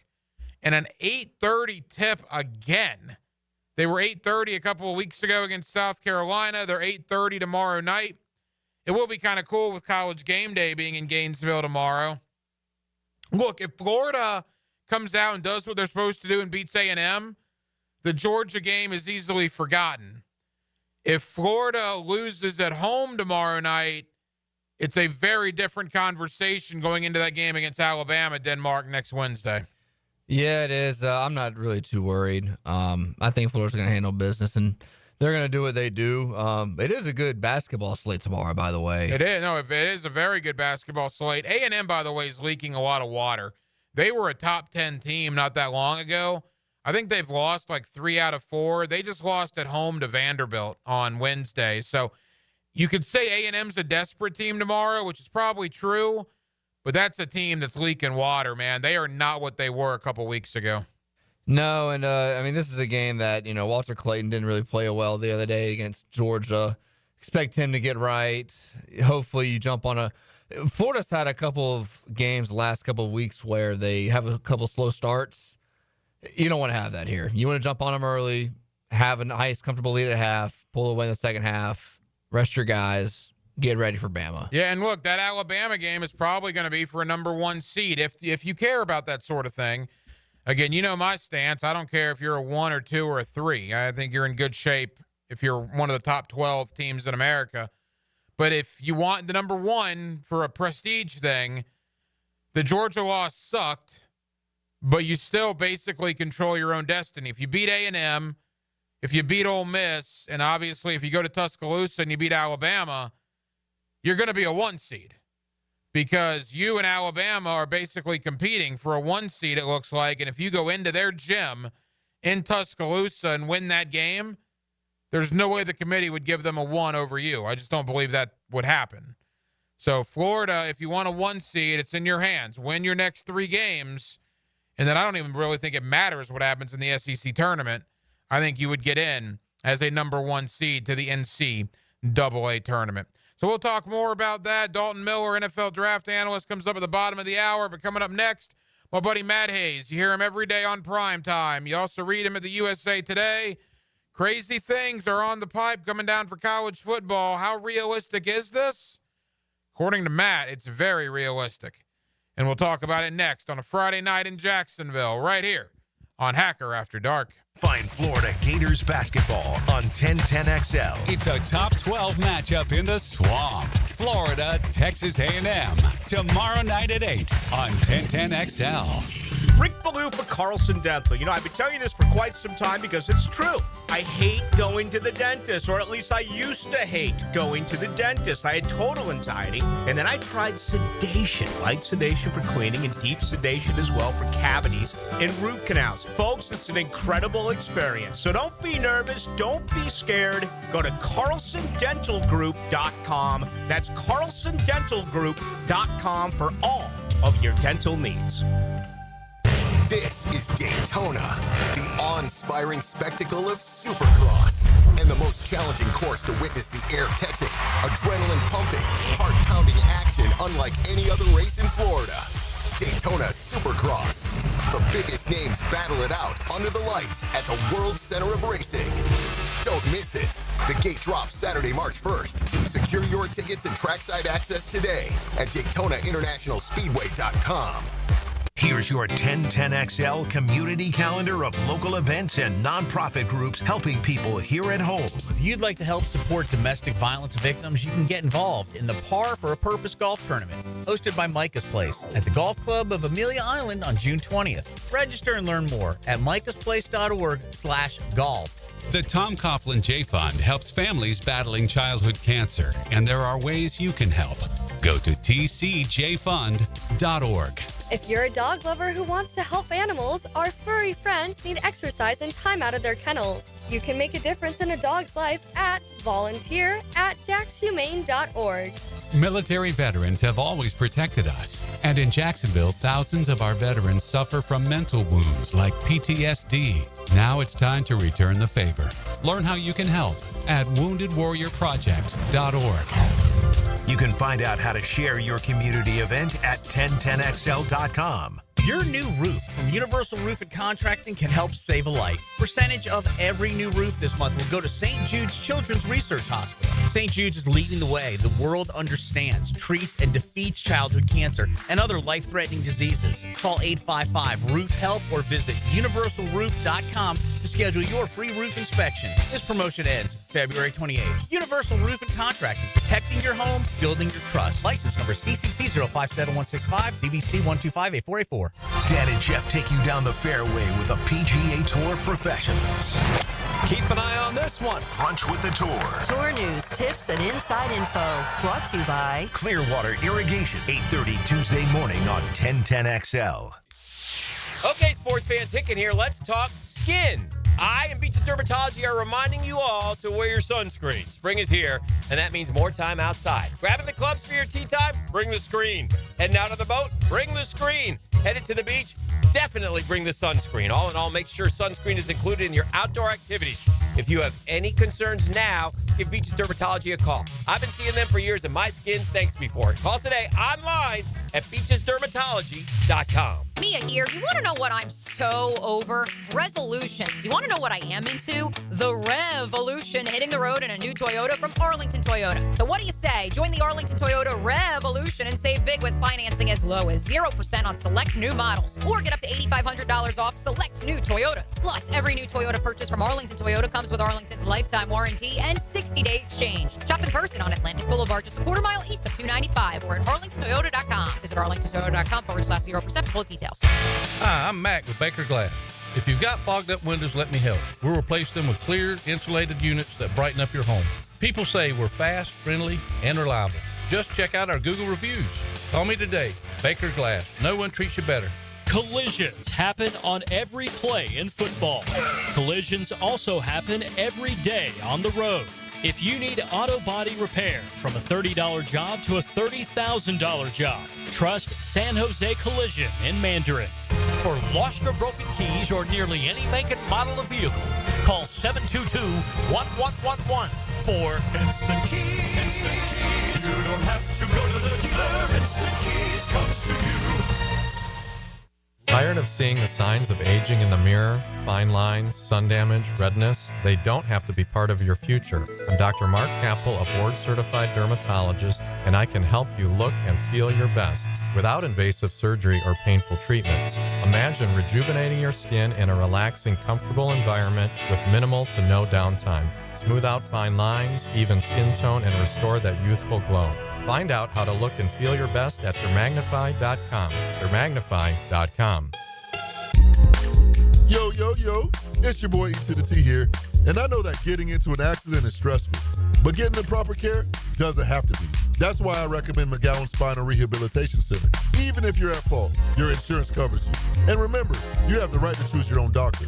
Even a minor accident can cause whiplash for years if it goes untreated. So don't wait. Call the auto accident experts at McGowan Spinal Rehabilitation. Your recovery starts today. The Beach Boys, Endless Summer Gold. Saturday, March 8th at St. Augustine Amphitheater. Tickets on sale now at AXS.com.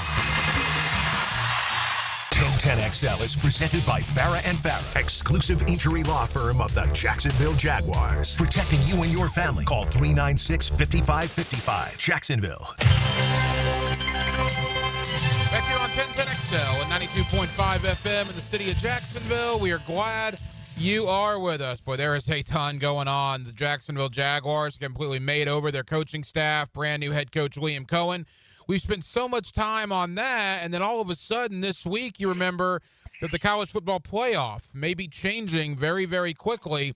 And then I read the USA Today earlier this week from my friend Matt Hayes, and boy, that sent me in a tizzy. And I want to get Matt on to talk about everything going on and everything that will change with the college football playoff. You hear Matt every day on XL Primetime, and of course, you read his terrific work there at the USA Today. Matt, it's been a while since we talked on air, man. How are you?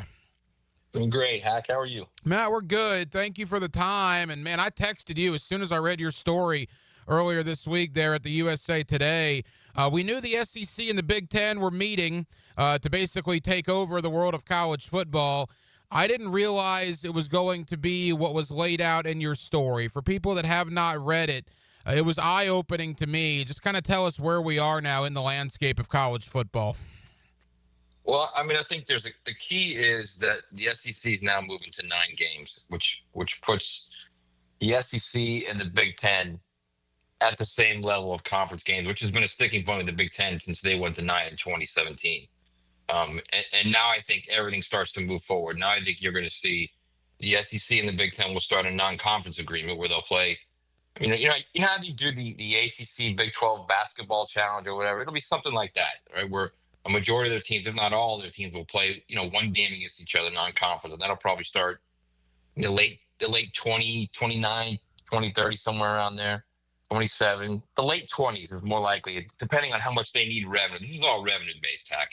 But that kind of gets them on the same level, which means now you can start to see the format of this thing moving. The last year of the old playoff contract is this coming year, 2025. And I don't think there'll be any change to the format at all. None. Because you need a unanimous, and this is the key, Hack, you need a unanimous vote by the 10 FBS commissioners in Notre Dame to change anything in the playoff, including format. And no one else wants it changed other than the SEC and the Big Ten. So that'll move forward for this year without change. 2026, however, is completely different. And this is where the SEC adding 9 games comes into the fold. Now you're looking at the SEC and the Big Ten. They're trying to gain revenue. The best way to get revenue is to have more big games to offer your media rights partners, who will then give you more money for it. And the reason they need more money is because they're now at $20 million salary pool for players. And that's players in all sports, not just football, student athletes in all sports. So you're looking at as much as 30 to 35% of their annual take home from media revenue per school going to player salaries. So they need to find a way to make that up. So the best way to make that up is to find more of these games, all right? So now you go to the 2026 playoff. And to get more games in the 2026 playoff, you move championship week, which previously was just the championship games, right?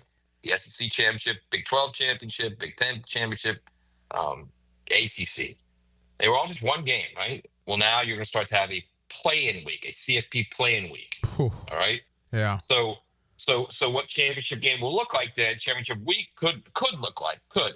And let's just take the SEC and the Big Ten first.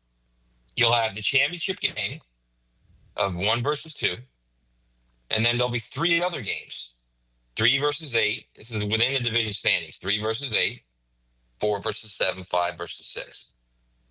So the SEC and the Big Ten could conceivably have 4 playing games on championship week. Now those games will be spread out through all the conferences, Thursday, Friday, Saturday, so they don't jump on top of each other. So you're looking at then their media partners are going to go from getting 4 games of significance where 4 teams can play their way in, because that's what happens when you win the championship, at least in the first two playoff iterations of the 12-team format. Is you win your conference championship, you're in. All right? So now you go from that to 4 games of that to potentially 4 from the SEC, 4 from the Big Ten, 2 from the Big 12, 2 from the ACC, because they're more than likely going to get 2 automatic qualifiers in the new format beginning in 2026, whereas the SEC and the Big Ten are likely going to get 4. So you're playing to reach those qualifiers. Those playing games will be, that's how the qualifiers will be awarded, right? So now you do math, Hack, okay? 4 from the SEC, 4 from the Big Ten, that's 8.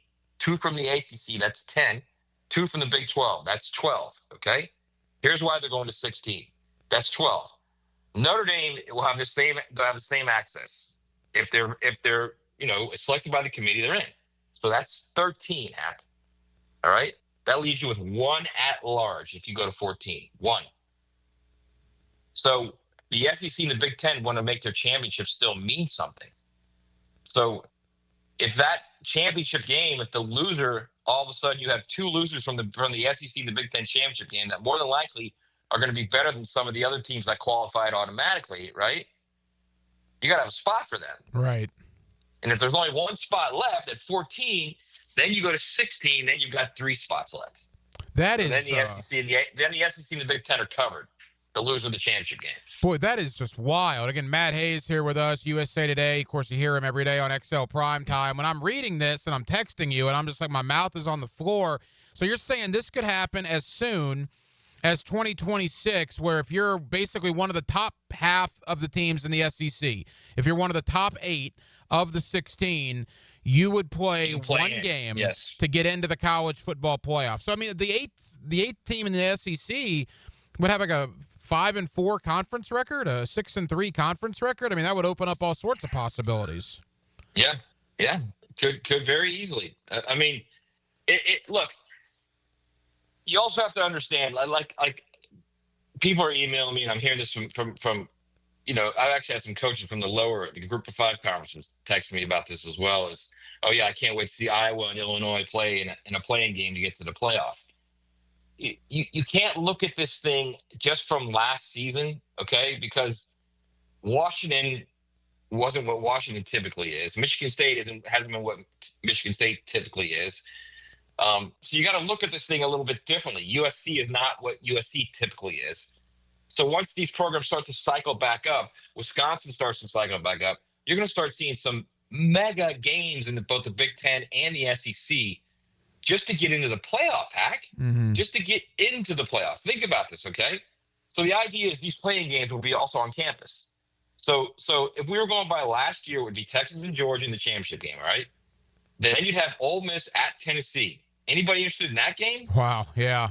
Then you'd have Texas A&M at Alabama. How about that one? And then you'd have South Carolina, as hot as any team in the country last year, going into that last stretch at LSU. A rematch of that game that was played in Columbia earlier this season. That was one of the best games of the season. Man, in thinking about this, I love the idea, but again, just wrapping my mind around it, this is something that could potentially happen beginning in 2026, which is obviously not that long from now. So if you're the 3rd-ranked team in the SEC and you lose at home to the 8th-ranked team, and the number 1 team beats the number 2 team in the conference championship game, odds are the 3rd-ranked team in the conference would not get into the playoff under that circumstance? Well, you've got at-larges. If you go to 16, you've got 3 at-large, or if Notre Dame doesn't qualify, you've got 4. Yeah, okay. 3 or 4 at-large berths to the playoff. Yeah, well, I mean, that's playoff football right there, and it starts with the playing games. And yeah, you could say, if 8 upsets 3, then maybe 3 should have been there after all along anyway, right? I mean, look, at the end of the day, Hack, they're trying to generate revenue because, they've made the decision to pay players because the courts have forced them, and there's no doubt it's the right thing to do. But they're not going to be able to survive without generating more revenue. And they're looking at the best way they can to generate this revenue without opening the door to capital investment, which they want no part of. I remember a world, Matt, where there was no free agency in college football. There was no playoff. I mean, you have done this. This has been your life's work, is covering college football. And you were certainly an advocate for the players getting all this. And now it's here. And I'm just curious from your standpoint. Look, I still love the game of college football, but like my dad would not recognize this game if he was still with us. I think a lot of the older generation is having some issues with, quarterbacks driving Lamborghinis and Mercedes in South Florida and getting them stolen. And then you look at the playoff here and all this. I mean, what do you think the pulse is on everything that's happened in college football over the last 5 or 10 years? I mean, it's dramatic change. I mean, if you look at, and what I wrote this morning is kind of the truth of it all too, Hack, is you want to blame somebody for this mess. Blame Texas and Oklahoma. They started the whole thing. Mm-hmm. When they decided they were leaving the Big 12, that set in motion a chain of events that led to the Big 10 starting to panic that it wasn't going to be able to, keep up with the SEC. So it tried to get USC and Notre Dame, and Notre Dame said no. USC said yes. So they said, all right, well, let's get the other LA school. We'll get USC and UCLA. Once they did that, they destabilized the Pac-12, and they knew eventually the Pac-12 was going to have problems. So they just sat back and waited to get 2 more teams to give them travel partners for USC and UCLA. Then the Pac-12 implodes, and then the Big 12 adds teams, and then that affects the lower conferences. And then you got all these super conferences now of 16 teams. And now what do? Now you got to have a bigger playoff. Now the playoff has to be bigger, and it's just all steamrolled. Okay. And I think it got a lot further than anyone really wanted it to be. I'm telling you right now, Hack, I can still remember, I think it was 2024 at the spring meetings, SEC spring meetings in Destin, and they're every May in Destin. I remember talking to Greg Sankey about, like his dream of college football. And he looked at me and said, actually, my dream of college football is for everything to be what it was. Mm-hmm. The Pac-12 to be healthy, the ACC to be healthy, the SEC and the Big Ten to be healthy, everyone to be healthy. But they're long past that now, long past that. And, I think to your original question, and I think you were trying to ask me, am I happy with what I've been advocating for so long, what it's done to the sport? I'm not, Hack, but I will say this. You can't be a multi-billion-dollar corporation, which is what college football is, and not pay players. So I think the players had to get paid at some point, and now this is a decision. They're trying to do everything they can to not make them employees and not collectively bargain with them, and I can guarantee you that's the next fight. But you have to pay them. You can't not pay them. So that's what's led to all of this. Then you get the NIL, and you get the free player movement. You put them together, and that's like a bomb. That is literally a bomb that goes off in college football. And I don't think anyone knew the impact of it. I don't think anyone has really comprehended the impact of what happened when Texas and Oklahoma left. And now everybody's sitting back going, whoa, this is wild. This is now the NFL, and that's where they are right now. Matt, leave us with this. We got 60 seconds. I think for anybody that read your story at the USA Today, you mentioned coaches have been contacting you. I mean, it was eye-opening. What percentage would you put on your story coming to real life in 2026? What are the odds that actually does happen as soon as 2026? High percent. It was definitely happening in 26. The playoff is expanding in 26. It's just a matter of how many teams, 14 or 16. So that's definitely happening. I think the play-in week for championship week is also very high. They don't have a choice, Hack. They literally do not have a choice. They're losing $20 million annually. And here's the scary part for all these universities. It's not going to stay at $20 million every year. They're going to get more with each year that increases. It's like the NFL salary cap. You'll go 2 or 3 years at $20 million, and then guess what? They're going to renegotiate again. So they have to keep up with it. They have to find ways to make money. The man is one of the best when it comes to covering college football. I'm lucky enough to call him a buddy, and you're lucky enough to also hear him every day here in Jacksonville on XL Primetime. My friend Matt Hayes of the USA Today. Matt, terrific work, man. I think that story certainly opened a lot of eyes, certainly opened mine. Thank you for taking time out, pal. Sure, brother. Anytime. The world will be watching Ponte Vedra. And the Scheffler victory train just keeps on rolling. Get live Southeast Orthopedic Specialist leaderboard updates. Teed up by Roundtree Sauce, Surfside Pools, and Performance Painting on 1010XL. Hey folks, Rick Ballou here from the Blue Crab Crab House. February means the Mardi Gras menu returns to the Blue Crab Crab House. Gumbo, shrimp Orleans, blackened redfish, appetizers, dessert, and more. This includes, of course, their regular menu where you get crabs from the Alaskan waters, the Canadian waters, the southern Georgia waters. It's only at the Blue Crab Crab House. Doors open at 4:30, San Jose, and of course, Julington Creek Road. Hi, I'm Battalion Chief Brian Mitzel, and this is K9 Garrett. St. Johns County Fire Rescue is proud to partner with the Players Championship to provide public safety and life-saving services here in Northeast Florida. It's 11 days until the Players. At Cannons of Jacksonville, they know that when you're towing anything, you gotta have products you can rely on. With over 50 years of fabrication expertise, the family at Cannons can repair or install precisely what you need to tow with confidence. Whether it's a heavy-duty hitch, trailer frame, gooseneck, tow bar, or any other towing accessory, Cannons will provide you with unmatched precision and durability. For all your towing needs, visit cannonsofjacks.com. Where quality and customer satisfaction collide. Hunters know patience is part of the game. Just got to keep hunting. Jeff Lageman, Captain Kevin Faber, and Captain Kirk Waltz on the Nimnicht Outdoors Show. Presented by Duck Duck Rooter Plumbing, Septic, and Air Conditioning. Saturday morning from 7 to 10 on 1010XL.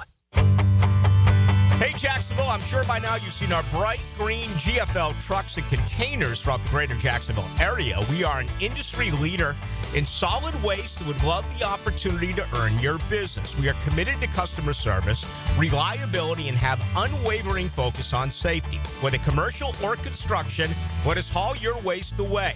Call 904-760-5880 to get a quote today. GFL, green for life. This is Hayes Carline for Kingfish Pest Control, a local family-owned business that's been chosen as the exclusive pest control provider for the brand new state-of-the-art Miller Electric Performance Center. As a Kingfish customer myself, I know their effectiveness in keeping spiders, roaches, bugs, and termites out. When I trust them for my family and the Jags trust them for their business, then you can too. For the best service in town, call my friends at Kingfish Pest Control, proud partner of the Jacksonville Jaguars. I'm with Greg from Cycles of Jacksonville, and you got really cool things going on right now because there's new product coming in the showroom. Tell everybody about the Aprilia Demo Days. March 11th and 12th. It's a Tuesday, Wednesday. We're going to have the Aprilia Demo Truck. We caught them on the way back from Daytona Bike Week. They're going to be there. Come ready to ride. Tell everybody real quick about Aprilia. They are a bad Italian motorcycle. Nobody's ever ridden an Italian anything and said that wasn't fun. Check it out. Cycles of Jacksonville. All the details on their Facebook page. Youth sports at the YMCA's focus on teamwork, discipline, and building confidence. Our experienced coaches can create a positive and supportive environment where your kids can grow, stay active, and develop a love for sports. Sports like basketball, volleyball, swimming, gymnastics, and even elite skills training. Join the fun and register. Give your kids a chance to be a part of something special. Visit fcymca.org to learn all about youth sports at the Y. What does it mean when someone says the continental United States? It's always a good idea to compare homeowners' insurance rates when it's time to renew.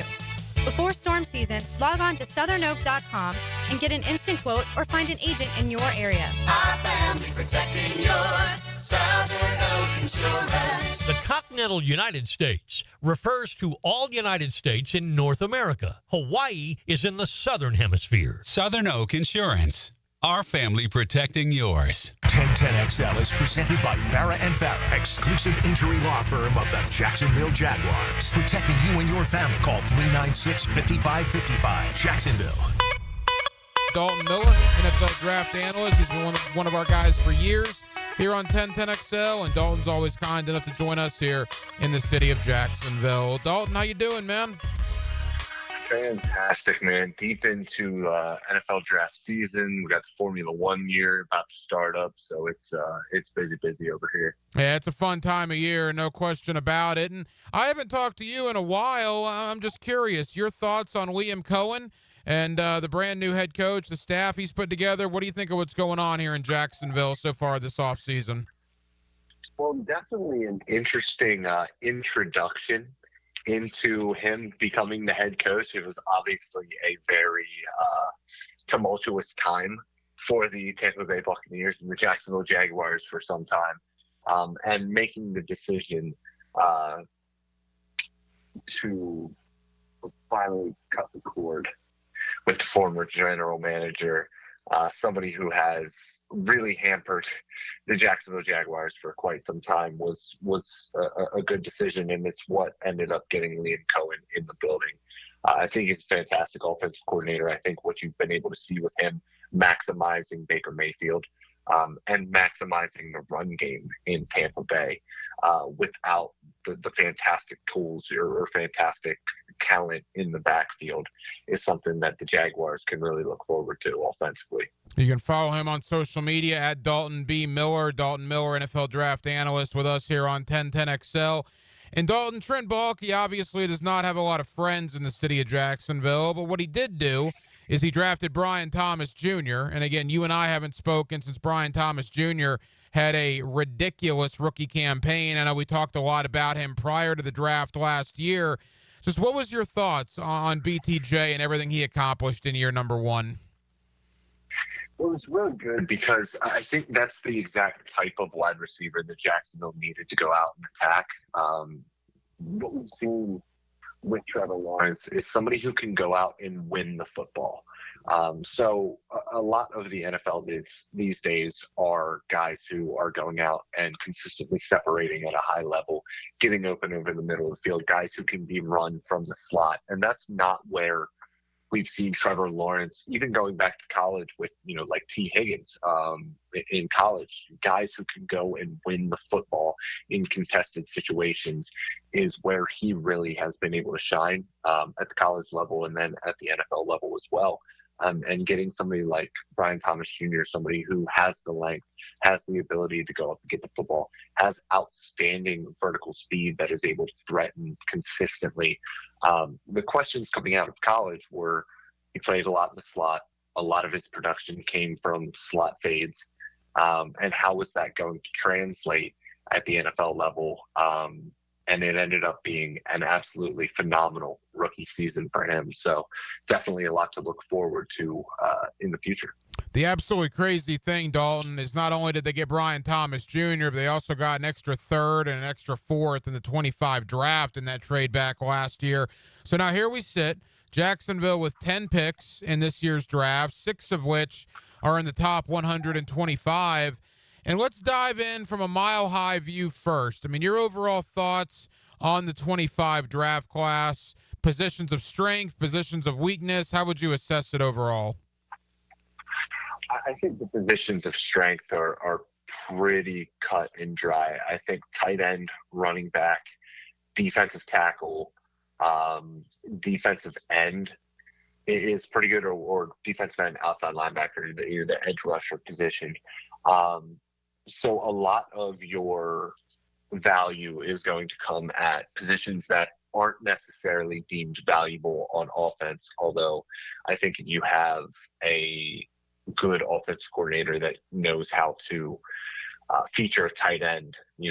We saw what Brock Bowers was able to do as a rookie, and that doesn't happen very often when it comes to tight ends. But there's a tight end or two in this class that could definitely do that as well. And I know that that's not something Jacksonville might necessarily need on their football team, but it's a strength of the class. Running back is a huge strength.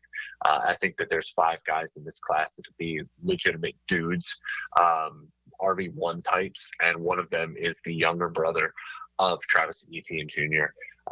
So you're looking at a lot of talent there. And then on the defensive side of the ball is where the real talent lies. And Jacksonville is in a really good position at the very top of the draft to get a position of what I think is dire need at corner. So I think that they're set up well because after, pick 10, it gets really thin at corner because of the injuries that they had at corner this year at the college football level, and just a lot of guys who have the upside to be good corners at the NFL level, but we haven't really put it together yet. And so you're looking at Jacksonville in a really good position to get a lot of value on the defensive side of the ball this year in the NFL draft. NFL draft analyst Dalton Miller will tell you all about his podcast here that he does on the draft coming up in just a little bit. It's interesting you mentioned corner, so let's talk about number 5 overall, because in most mocks, Dalton, at least to this point, the most popular guy mocked to Jacksonville is Mason Graham, who is obviously an interior defensive lineman. Let's begin there first. Your thoughts on Graham and how he would fit in here in Jacksonville? Yeah, Mason Graham could fit in any defensive scheme you could throw him in.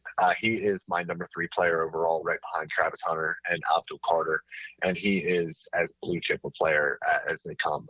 I've said it a million times at this point, either on social media or on the podcast. We have not seen hands that violent in a defensive lineman since Jeffrey Simmons coming out of Mississippi State.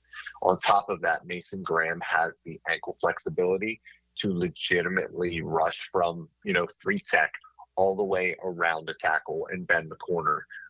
Now, the explosiveness at, 320 pounds isn't quite there to be a consistent threat coming off of the edge, but he can do that as well. And so you can move him to the outside and let him run through the chest of an offensive tackle that's not used to dealing with 320 pounds on obvious passing downs, and allow some of your smaller guys to take advantage of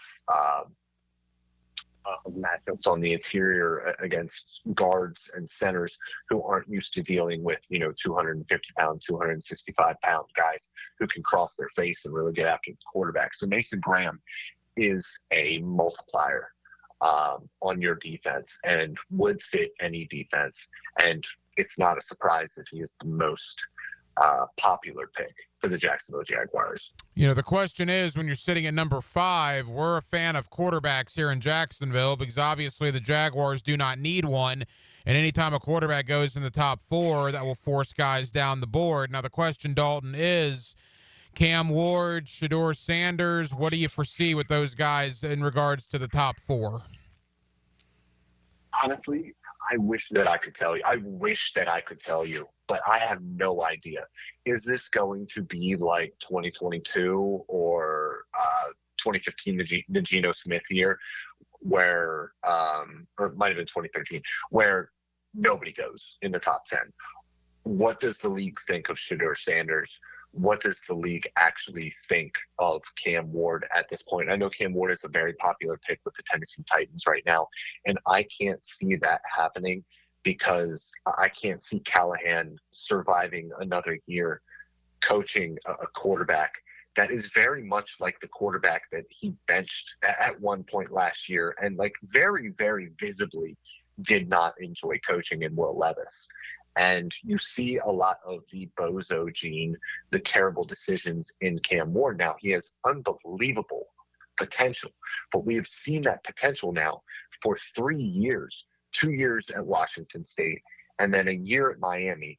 And it just seems where he comes out the gates, he's phenomenal to start the year in non-conference play, and then his play just tails off towards the end of the season. He starts making those boneheaded mistakes. He has fumbled in about as many games as he has played in at the college football level. And so you have to weigh all of this. And I think that the upside is fantastic.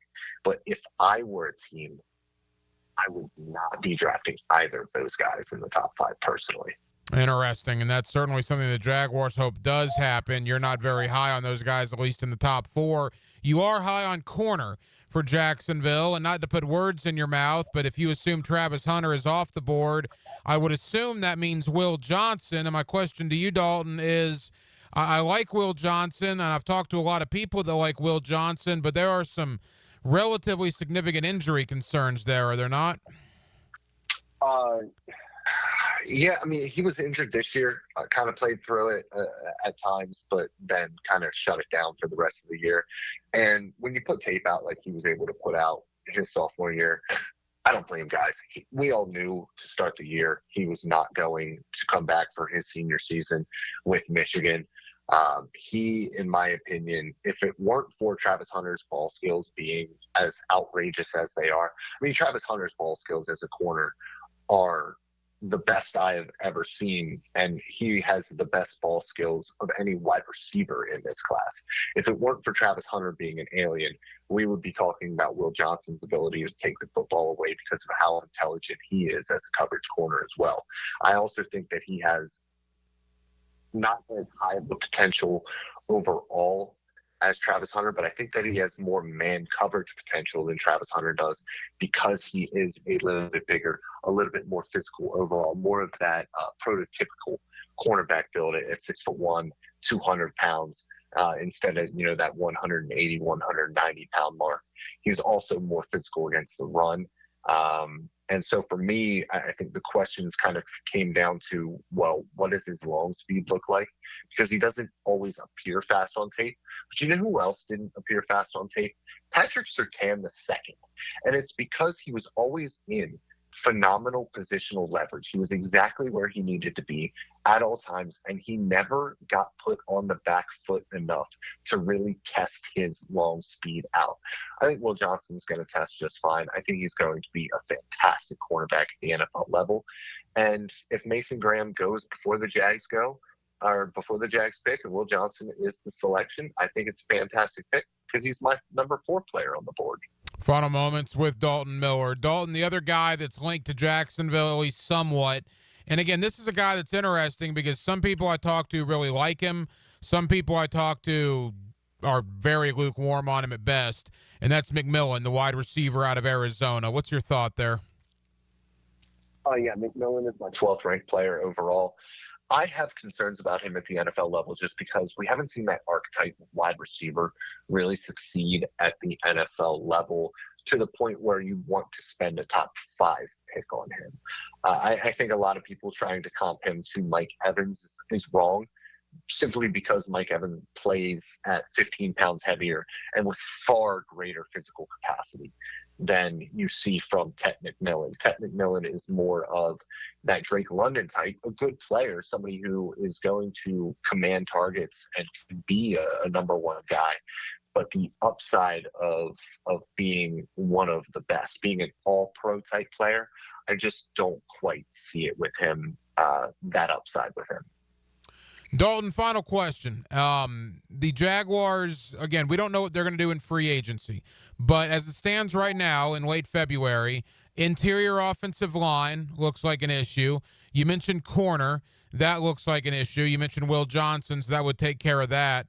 You also could see maybe safety depending on free agency and maybe something as far as a third down type running back. Let's focus on interior offensive line. Let's focus on safety. Second round, third round, guys Jaguar fans should have an eye on. Yeah, you never know what's going to happen, but guys like Tyler Booker, I think he should go first round. The guards, they always drop a little bit. Jonas Avainai, tackle it from Arizona, I think is going to move inside at the NFL level. I think he'll be a very good player on the interior. Donovan Jackson is fantastic. I think he ends up going into the first round. He might even play tackle after being fantastic towards the end of the year for Ohio State in the playoff run, playing left tackle on a pinch. I think that there are a bunch of guys who are tackles or were tackles in college that are going to be guards at the NFL level. So I think that there is a pretty good amount of depth in the interior class. And then at safety. Safety is my favorite position to evaluate. Nobody pays attention to it. Nobody likes paying attention to safeties because it's a more boring position for a lot of people to evaluate. But Malachi Starks, Nicky Memori, Xavier Watts, Jahdae Barron, Andrew Makuba, Kevin Winston. You even got guys later down the board who can play the position or fit a role.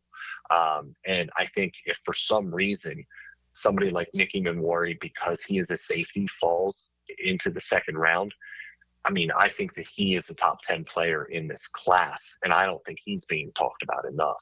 I also think Xavier Watts is going to be a darned good pro.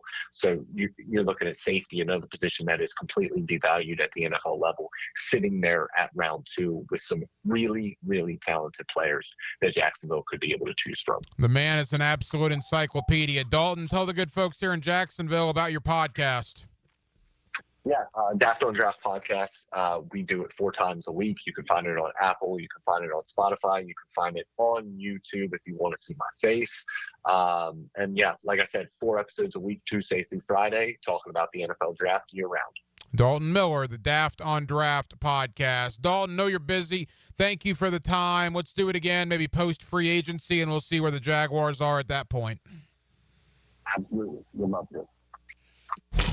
Now, the Cool Down with Donovan Air Electric and Plumbing, keeping Jack's cool since 1987. And thank you to NFL draft analyst Dalton Miller for joining us tonight here on Hacker After Dark as the Combine continues through this weekend. Of course, all eyes are up in Indianapolis as the on-the-field workouts have begun.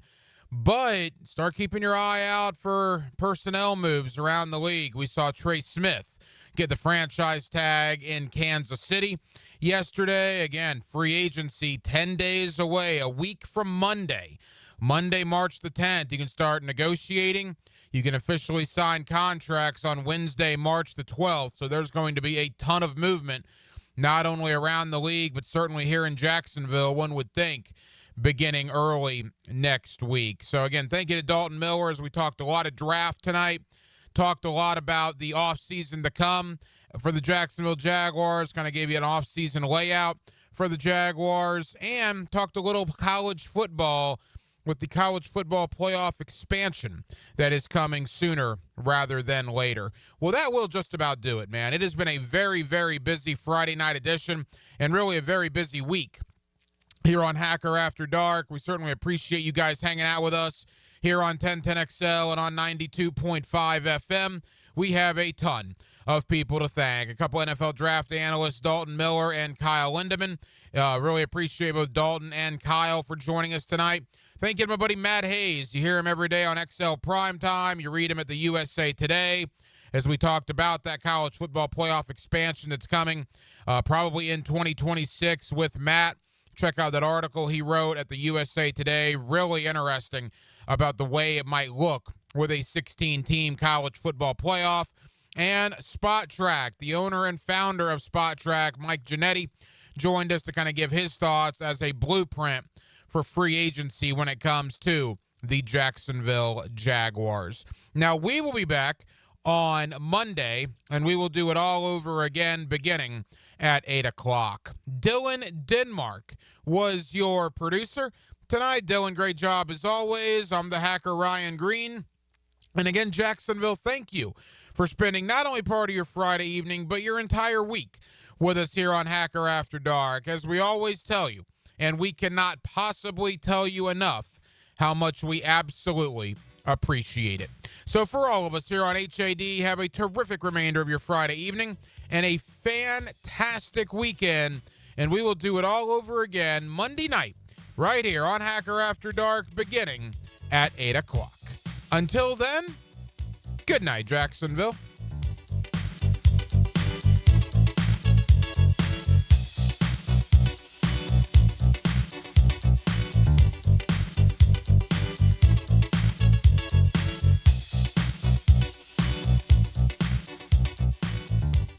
We spend most of our time talking about things you really